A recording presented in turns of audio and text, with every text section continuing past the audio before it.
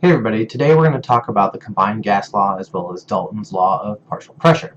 So far in class, at this point, we have gone over Boyle's law, Charles' law, and Gay-Lussac's law. Boyle's law, remember, relates pressure and volume. It's an inverse relationship, which means one goes up, the other goes down. Charles' law relates volume and temperature, and that is a direct relationship, so as one goes up, the other goes up. Gay-Lussac's law relates pressure and temperature, which is also a direct relationship, which means as one increases, the other increases. So with these three laws, as long as the other factors that affect gases are held constant, then we can predict what the new pressure, volume, or temperature is going to be depending on the law we're using. Now, with the combined gas law, essentially you are just taking all three of these laws and combining them into one. So we're going to keep the same pressure-volume relationship, P1 times V1, and we're going to keep the same volume over temperature and pressure over temperature relationship, and so put that over T1. So the combined gas law essentially is just all the laws combined. This is in the case that one of those factors is not held constant. So pressure times volume divided by temperature at time 1 equals pressure times volume divided by temperature at time 2.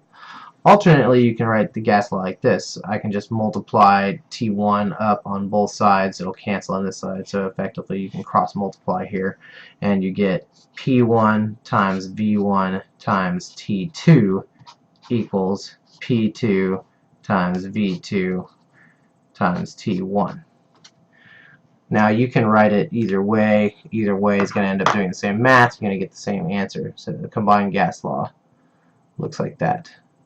Okay, so there it is. Remember, the temperature here on any gas law has to be in Kelvin. So if you're given a temperature in Celsius, you have to convert it to 273, or to Kelvin by adding 273 to whatever your Celsius temperature is. Okay, so let's do some combined gas law problems. I'm going to actually use some problems off the homework assignment my class has.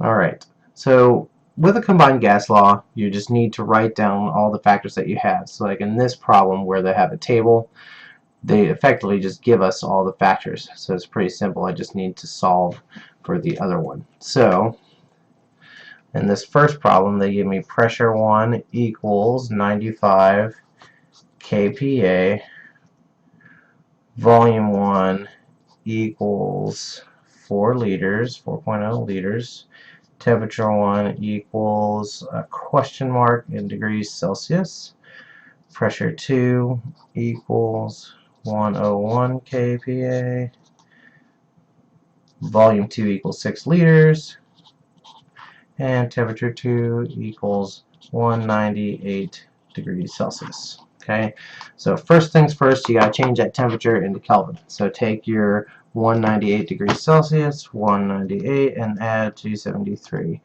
Oops, 198 plus 273.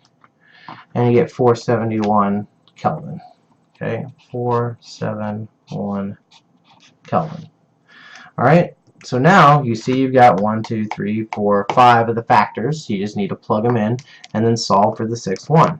So for this, it's going to be 95 is pressure 1 times 4 liters, volume 1, divided by temperature 1, which I don't know, and then 101 kPa over here, and 6.0 liters over here, divided by 471 Kelvin.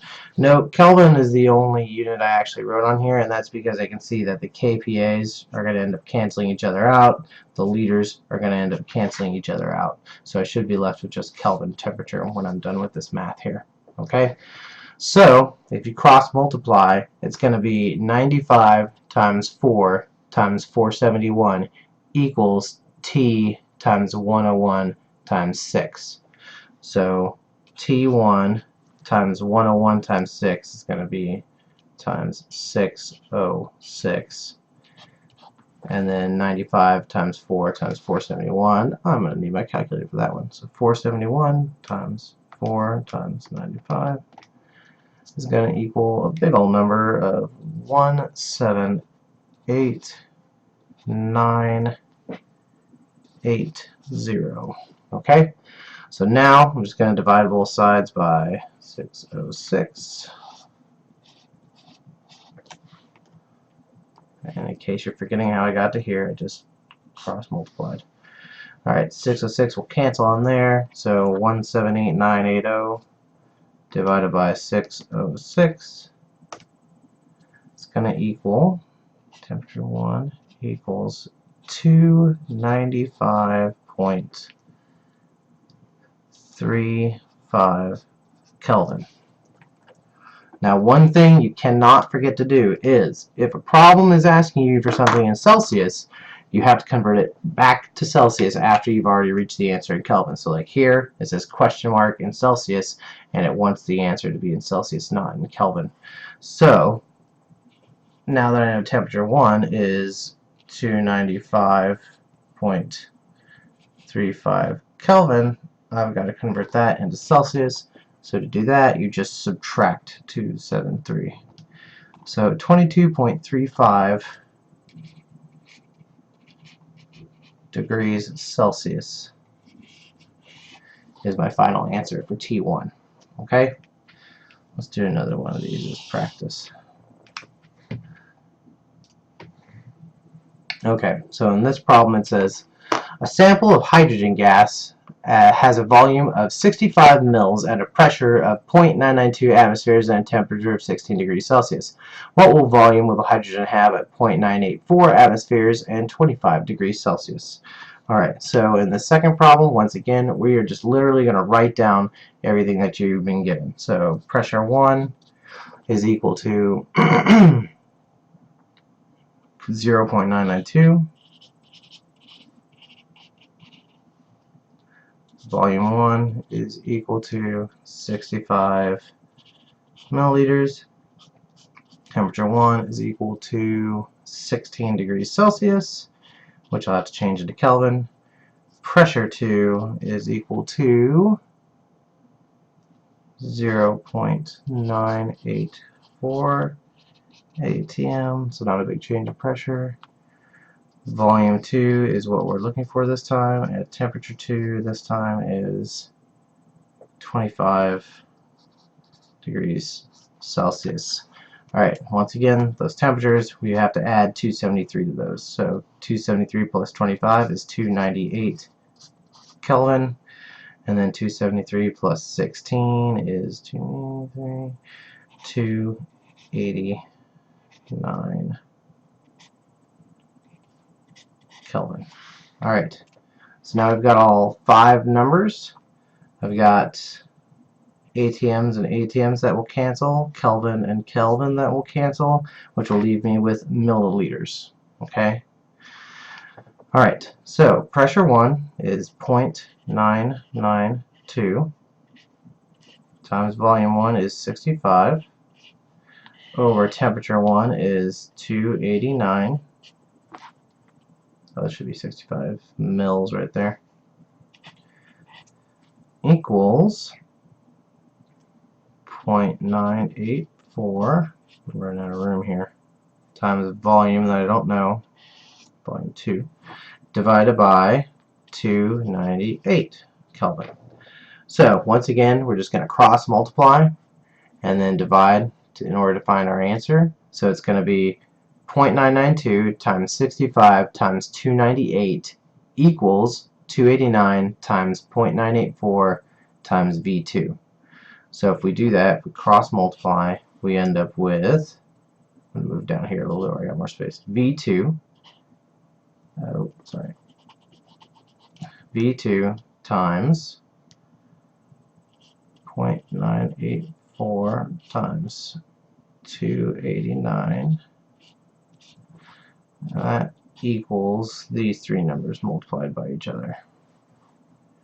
I'm going to have to write more space. 992 times 65 times 289. Ooh, space.